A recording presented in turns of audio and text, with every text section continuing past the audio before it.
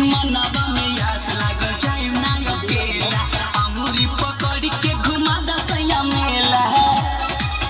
खाली अपन तुझला हरिसा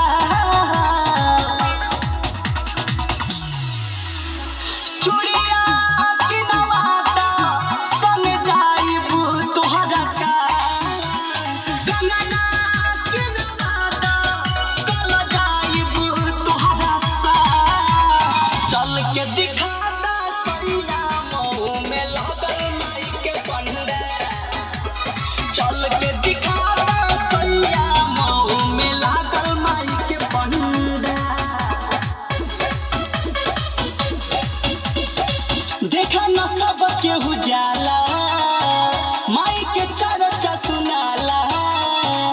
अमर राजा अनुज पाड़े जाके फेरल कंठी माला देखा न सब केहू जाला माई के चर्चा सुनाला अमर राजा अनुज पाड़े जाके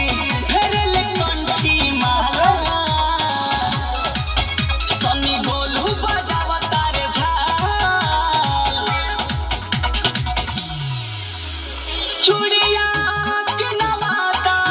संग जाइब तोहरा का कंगना के नवाता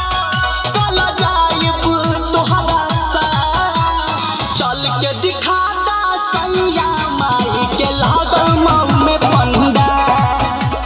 चल के दिखाता सैया ताजेपुर में लागल माई के पंडा